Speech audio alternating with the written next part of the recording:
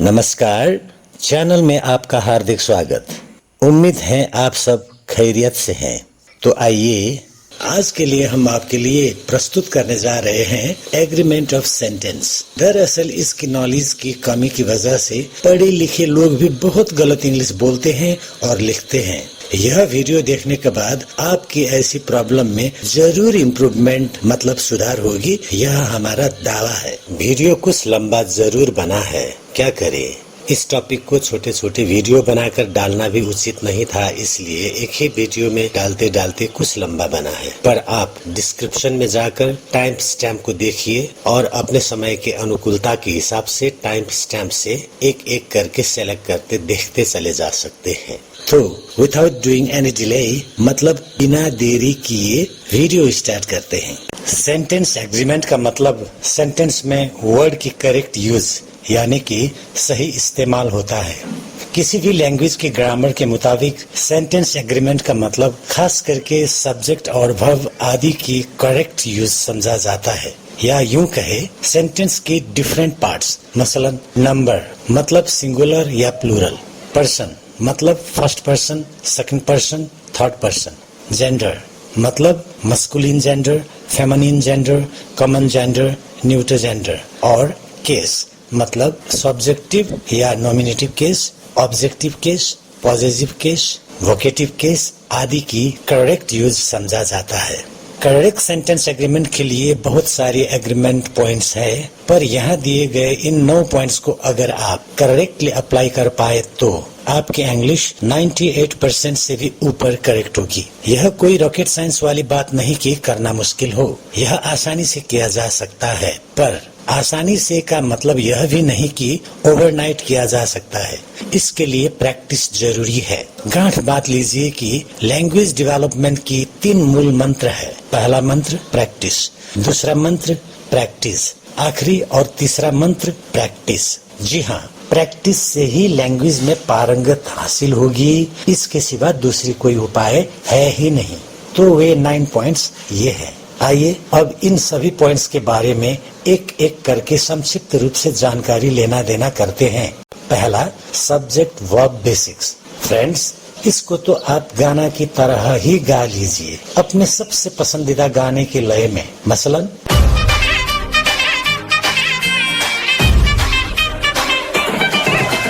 Singular subject singular verb, plural subject plural verb. अब दूसरी लय में ट्राई करके देखते हैं।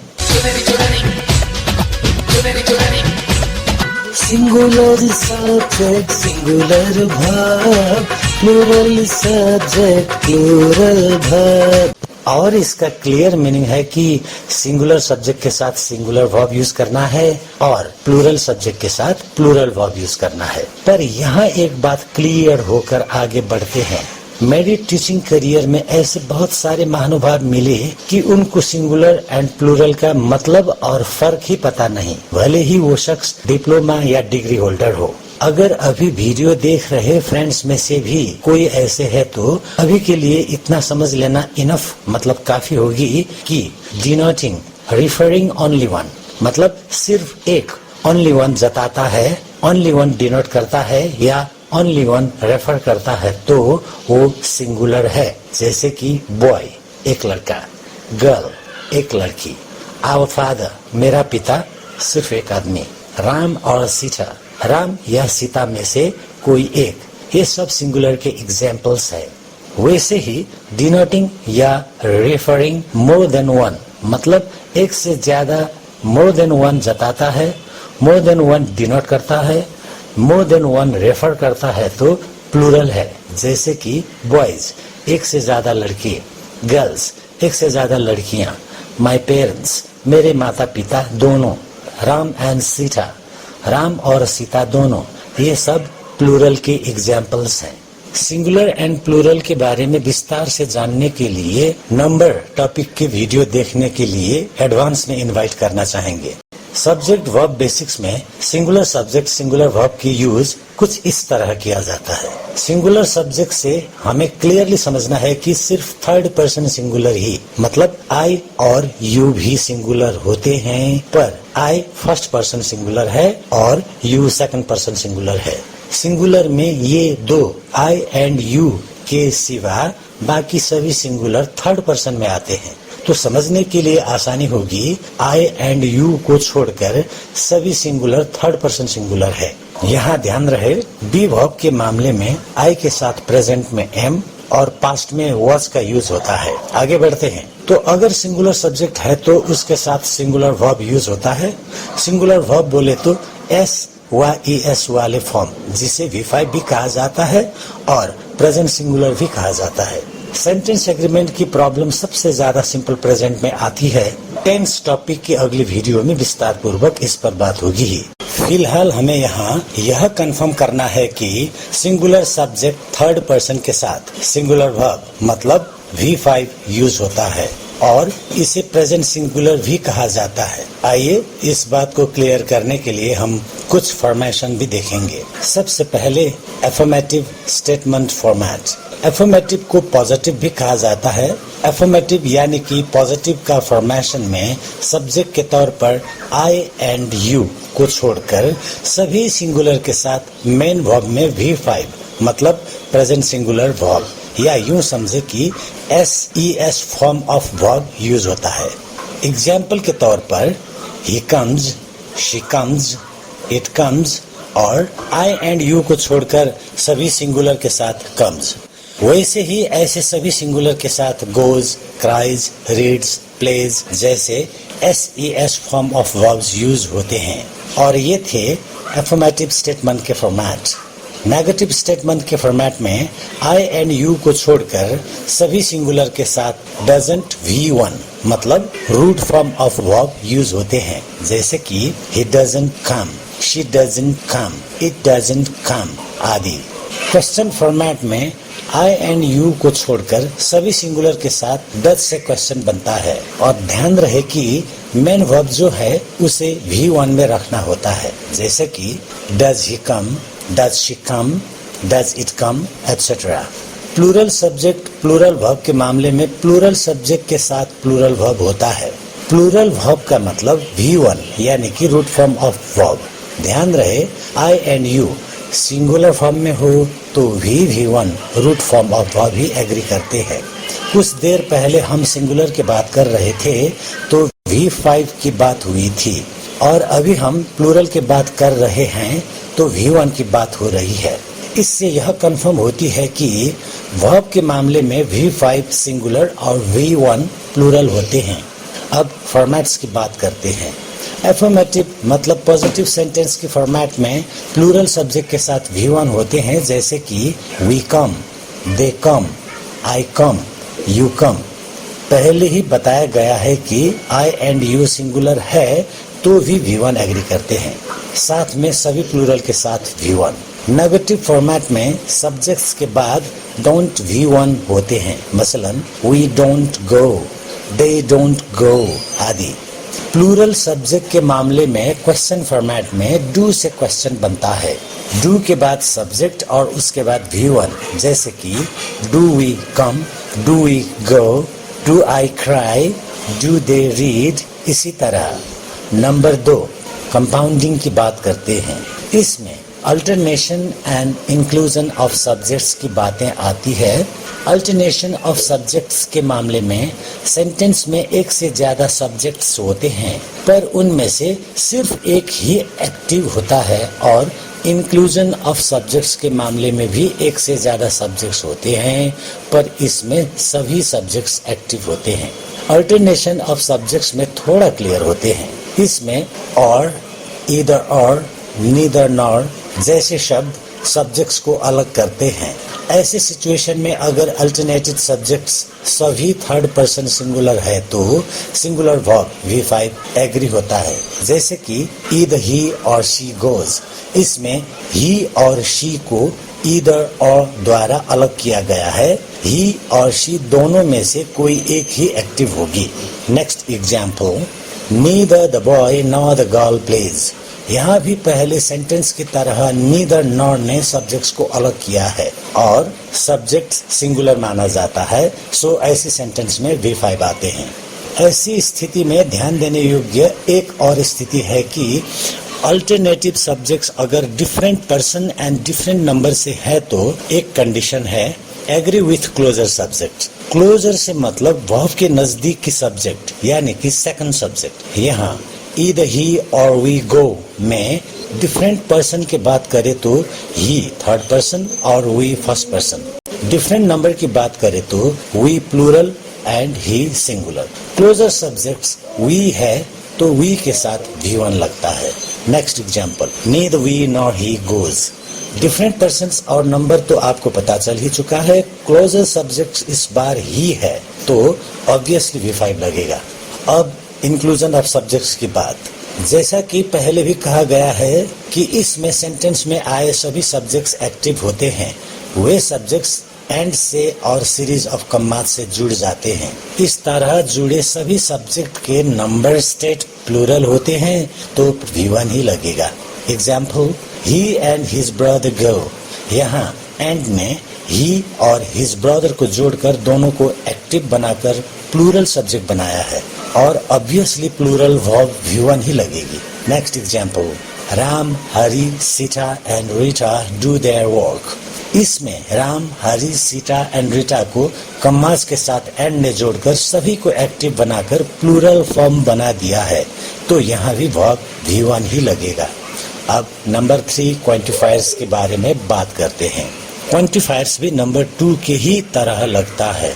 इसमें पहला है अल्टरनेटिंग क्वांटिफायर्स, जिसके तहत मल्टी सब्जेक्ट्स में से सिर्फ एक ही ओनली वन सब्जेक्ट एक्टिव होता है, और दूसरा है इंक्लूडिंग क्वांटिफायर्स, जिसके तहत सेंटेंस में आए पूरी सब्जेक्ट्स एक्टिव होते हैं। अल्टरनेटिंग क्वांटिफायर्स में जहां मल्टी सब्जेक्ट्स में से सिर्फ एक सब्जेक्ट एक्टिव होता है, मतलब सब्जेक्ट सिंगुलर होगी, तो जाहिर सी बात है कि वर्ब भी सिंगुलर V5 होगी। सब्जेक्ट्स को अल्टरनेट करने में either of, neither of, none of आदि सक्रिय होते हैं। Example, either of the boys is present. यहाँ सब्जेक्ट सेक्शन में बॉयज प्लूरल नजर आ रही है, पर क्वांटिफायर ईदर ऑफ के कारण सिर्फ एक बॉय ही एक्टिव रहने वाला है, सो वर्ब सिंगुलर होगी, is. Next, none of them has breakfast. यहाँ भी देम प्लूरल नजर आ रही है, पर क्वांटिफायर नन ऑफ के कारण देम में से कोई एक ही एक्टिव सब्जेक्ट होगी, तो सब्जेक्ट सिंगुलर हुई और वर्ब भी सिंगुलर होगी, हैज। इंक्लूडिंग क्वांटिफायर्स में सेंटेंस में आए पूरी सब्जेक्ट एक्टिव रहेंगे तो जाहिर है सब्जेक्ट प्लूरल होगी और वर्ब भी प्लूरल ही होगी। इस अवस्था में सब्जेक्ट को इंक्लूड करने वाले में both of, all of, entire of सक्रिय होते हैं। Example, entire of the boys are present. यहाँ सब्जेक्ट की बॉयज को क्वांटिफायर इंटायर ऑफ ने सभी को एक्टिव बनाया है तो सब्जेक्ट प्लूरल हो गई और वर्ब भी प्लूरल होगी, are. Next, both of them take part in the tournament। यहाँ क्वांटिफायर both of ने them की सभी मेंबर्स को एक्टिव बनाया है तो सब्जेक्ट प्लूरल हो गई और वर्ब भी प्लूरल होगी, take। Number 4, ignoring mid phrase. Subject and verb के बीच में मिड फ्रेज आकर कुछ कंफ्यूज करता है, पर हमें कंफर्म रहना है कि एग्रीमेंट सब्जेक्ट और वर्ब के बीच होगी, तो बीच में आए मिड फ्रेज को इग्नोर करके सब्जेक्ट के ऊपर ध्यान देकर उसी हिसाब से वर्ब सप्लाई करना है। Example, a plate of cookies has fallen on the ground। यहाँ subject the plate and verb has के बीच में ऑफ कुकीज प्रीपोजिशनल फ्रेज आकर कंफ्यूज करने की कोशिश की है, और कई बार कुकीज प्लूरल देखकर प्लूरल वर्ब सप्लाई किया जा सकता है, पर हमें क्लियर होना है कि एक्चुअल सब्जेक्ट द प्लेट है जो सिंगुलर है, तो सिंगुलर वर्ब सप्लाई करना है, हैज।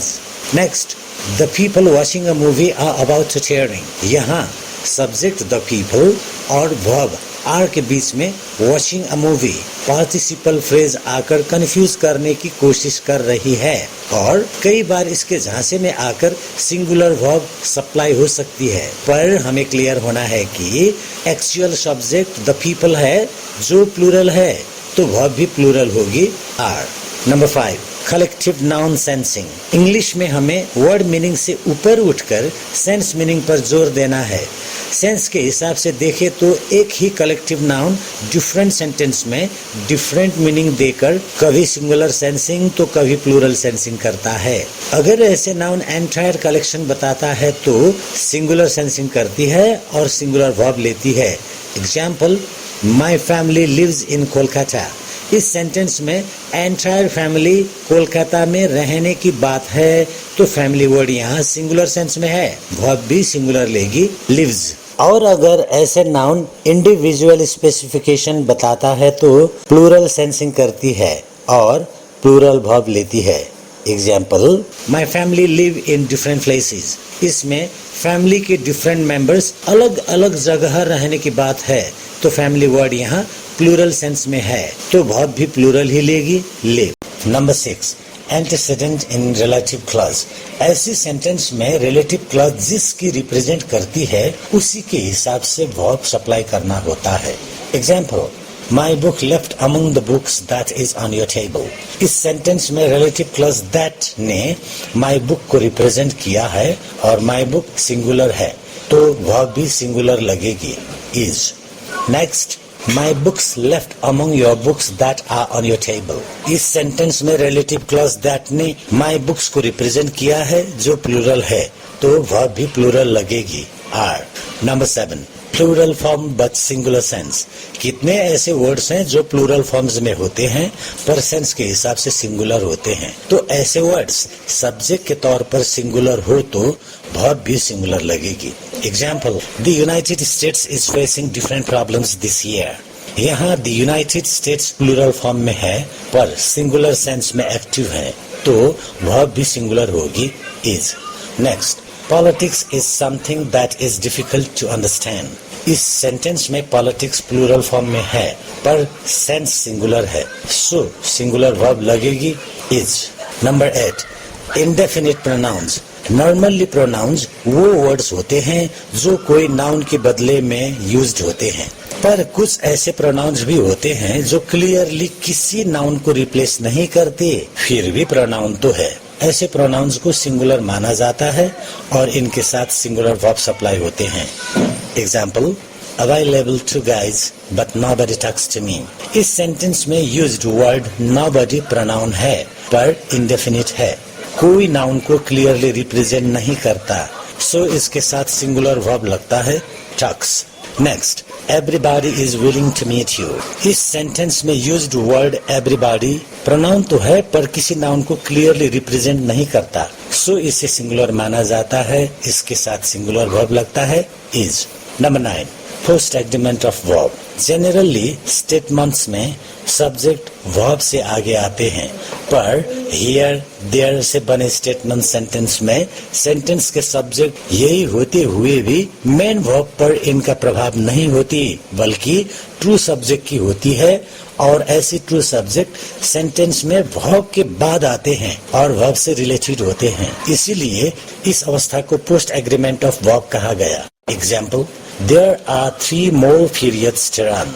इस सेंटेंस में ट्रू सब्जेक्ट 3 more periods है जो कि वर्ब आर के बाद आए हैं और ये प्लूरल होने के कारण वर्ब भी प्लूरल लेते हैं are. Next, there is only 1 subject left to complete assignment। इस सेंटेंस में भी ट्रू सब्जेक्ट ओनली 1 subject है जो मेन वर्ब इज के बाद है और यह सिंगुलर होने की वजह से वर्ब भी सिंगुलर लिया है इज। तो फ्रेंड्स, सेंटेंस एग्रीमेंट की टॉपिक पर यहाँ आकर हमारी शेयरिंग खत्म हो रही है। वीडियो देखने के लिए आपका बहुत बहुत धन्यवाद। मिलते हैं अगले वीडियो में। नमस्ते, ऑल इज वेल।